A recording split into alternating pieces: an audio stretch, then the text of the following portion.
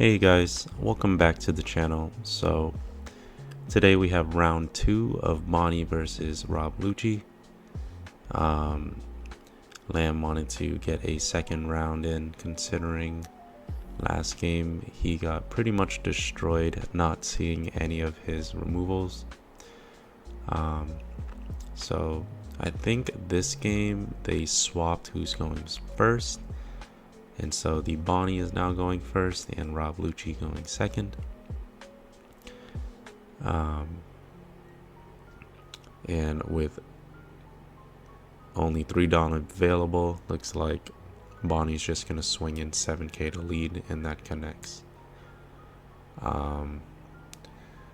Lucci already playing down the Khalifa, probably just trying to cycle through to see if he can find any stage or any big bodies for the late game. So filtering is always good for Lucci. Also adding 2 more to the grave, he loves to see that. But now Bonney in her 5 Dawn turn, swinging in 5 at leader, playing out the Cavendish, restanding 1 and actually having more pizza to spend that last Dawn. Wonder what he's gonna search for here. I do see a Bonney in the search. Looks like Bonney might be the pickup here, just because Bonney allows him to stall out any tall bodies that the Lucci could put down in the late game. And so he swings, or sorry, the Lucci swings in 5 at lead here. Actually connects. I think Bonney just wants to fill up with resources here, just because I know that Bonney actually lacks a lot of draw power. So if you whittle her out of her resources, she actually has a really hard time trying to find those back. So it's tough seeing that the Lucci actually milled Gecko, Sabo, and Isho. Means that the likelihood of him having threats late game is not too large, but I do see an Isho poking out of his hand here, and I think that's what he might end up doing. Maybe it's worth to play around the Isho here, just because it looks like Bonney has actually Bonney has 8 cards in hand. It's a really tough call, just because Isho is gonna rip out 2 cards out of his hand.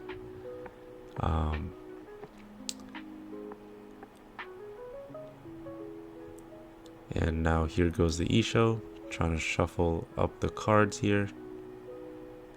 And Lamb actually snipes out both of the Zoros out of Bonney's hand.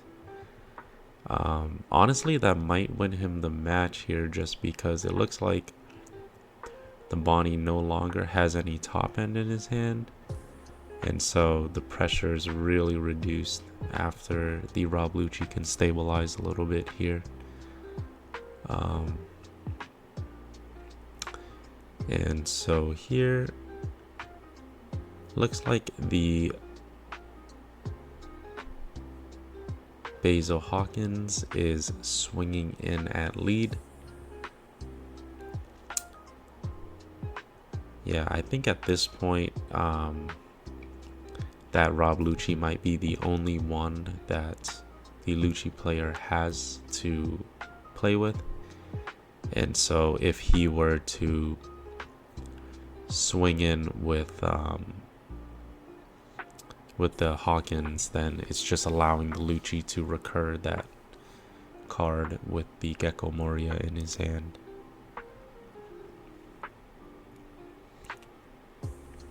And so here Cavendish actually restands 2 and the Eroge restanding 1. I think it was a slight misplay. I think he could have played the Cavendish first, swung in a little heavier with his leader and the Basil Hawkins.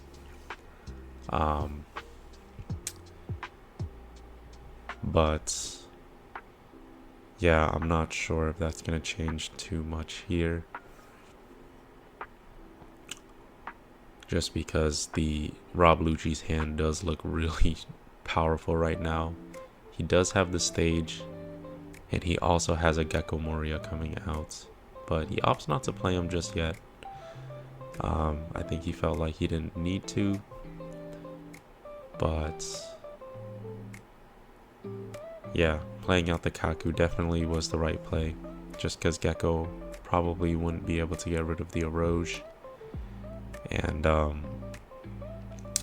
think Lamb wanted to make sure that he can swing out the Basil Hawkins here off the board.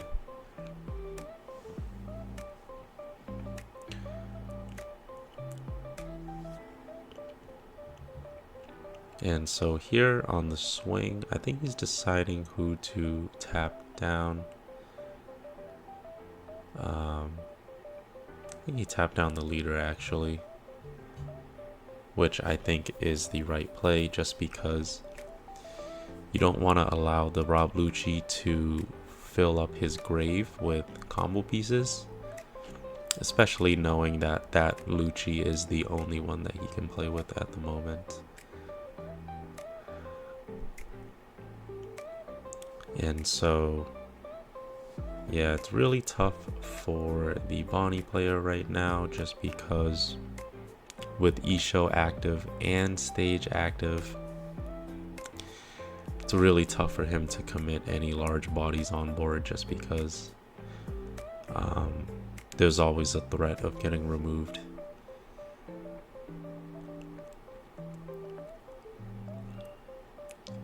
So yeah, little does he know, Lamb actually doesn't have any removal in his hand.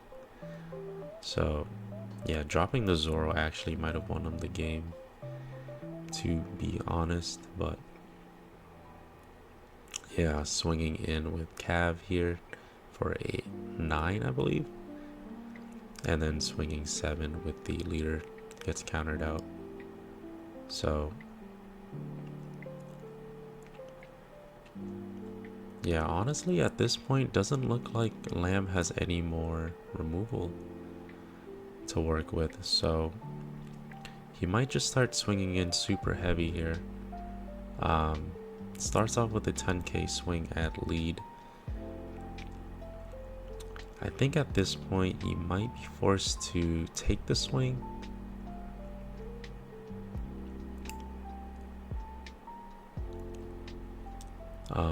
Yeah, just because that much out of his hand for just one swing is a little too much. So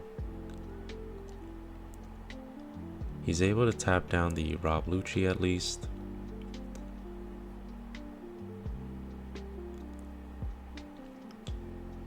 And yeah, Lamb opts to swing in 6-7 with the Kaku and Lucci. Probably means that he's going to drop down the Gecko Moria here.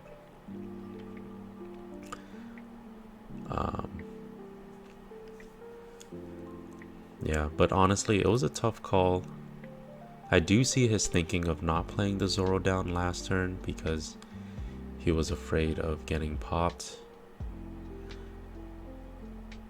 And I might have actually seen a Brook in his grave, so yeah, actually I was wrong about the Zoro play. I didn't realize that the Brook was active in Lamb's trash, so yeah, that Zoro definitely would have gone cooked if he decided to play him.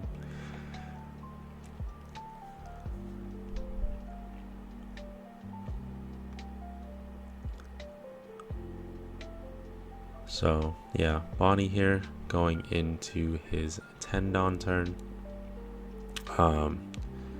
Really tough. Able to find the Basil Hawkins off the top, but honestly, I don't think this is going to be enough, especially with a board as wide as the Lucci's.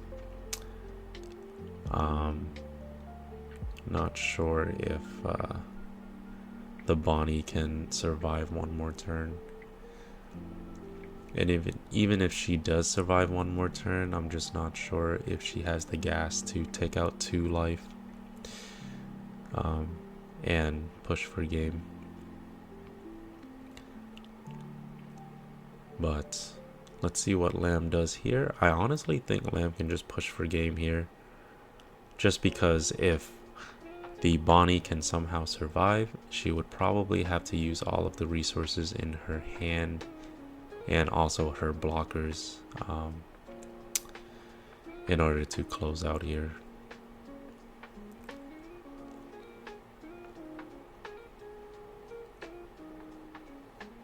But yeah, I think Lamb is just doing some math, just counting out what he can do. So the 10k swing, resting the Gecko Moria here. And I think here Chase is just deciding whether or not he should block or try to counter out of it. But it's looking pretty doomed at this point, just because Basil Hawkins, he actually gets countered by Brooks on attack effect, because against black decks, he wants to rest something in order to stay alive when getting KO'd. But because Brooks swings when he KOs and turns himself sideways, the Basil Hawkins will have nothing to rest to stay alive. So I think Lamb is just taking his time, making sure he doesn't misplay here. But he swings 7 at lead.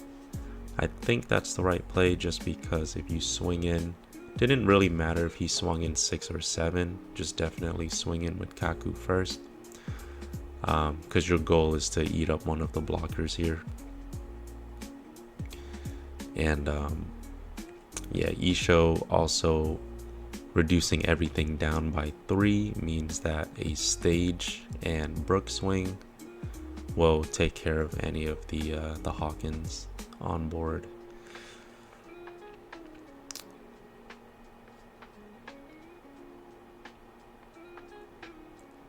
Yeah, and it's tough here just because the Kaku swing going in, still needing to get resolved.